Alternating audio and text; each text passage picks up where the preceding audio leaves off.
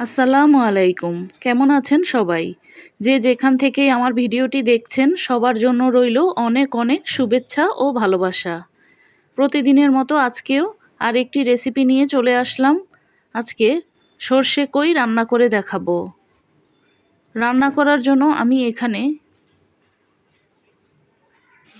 সাদা ও কালো সর্ষে মিলিয়ে আমি 2 চা চামচ নিয়েছি। সর্ষেগুলোকে আমি ধুয়ে পরিষ্কার করে নিয়েছি। এখন সাথে দিয়ে দেব 4টি কাঁচামরিচ। এবার ব্লেন্ডার জারের ভিতরে নিয়ে নেব। সাথে দিয়ে দেব সামান্য একটু পানি আর 1 চিমটি লবণ। এখন এগুলোকে ব্লেন্ড করে নিয়েছি, চাইলে পাটায়ও বেটে নিতে পারেন। 6টি কই মাছকে আমি কেটে ধুয়ে এভাবে পরিষ্কার করে নিয়েছি। মাছগুলোকে আমি মাঝখান দিয়ে একটু কেচে নিয়েছি। এখন সাথে দিয়ে দেব সামান্য লবণ, সামান্য হলুদের গুঁড়া। মাছগুলোকে এখন মেখে নেব। মেখে নেওয়া হয়ে গেলে চুলায় একটি প্যান বসিয়ে তেল গরম করে নিয়ে মাছগুলোকে দিয়ে দেব।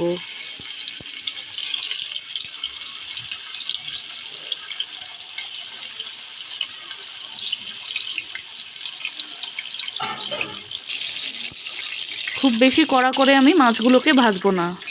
হালকা করে ভেজে নেওয়া হয়ে গেলে মাছগুলোকে তুলে নেব।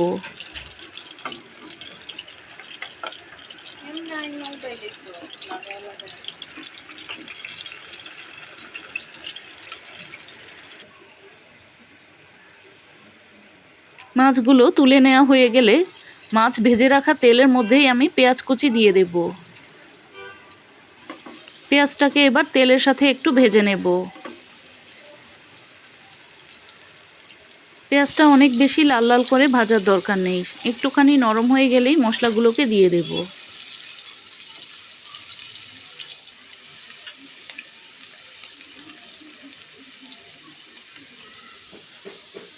দিয়ে দেব আধা চা চামচ হলুদের গুঁড়া, আধা চা চামচ জিরার গুঁড়া, সামান্য একটু পানি দিয়ে দেব মশলাটা কষানোর জন্য। এখন দিয়ে দেব আধা চা চামচ লাল মরিচের গুঁড়া।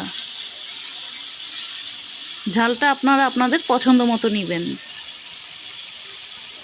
এখন ব্লেন্ড করে রাখা সরিষা ও মরিচের মিশ্রণটাকে দিয়ে দেব। বাটিটা ধুয়ে সামান্য একটু পানি দিয়ে দেব।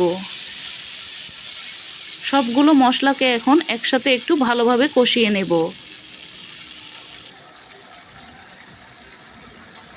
মশলা কষাতে কষাতে যখন এইরকম তেলটা ছেড়ে আসবে তখন দিয়ে দেব সামান্য একটু লবণ। লবণটা আমি পরে দিয়েছি, কারণ সরিষার মধ্যে ও মাছের মধ্যে লবণ ছিল। এখন ভেজে রাখা মাছগুলোকে দিয়ে দেব।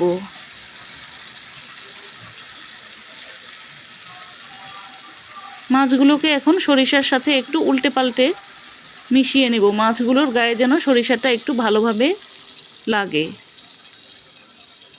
এখন সামান্য একটু পানি দিয়ে দেব। ঢাকনা দিয়ে ঢেকে এখন 10 মিনিটের মতো রান্না করে নেব।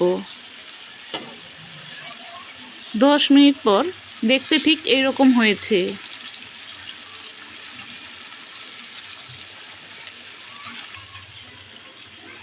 এখন উপর থেকে কিছুটা ধনিয়া পাতা কুচি ছড়িয়ে দেব।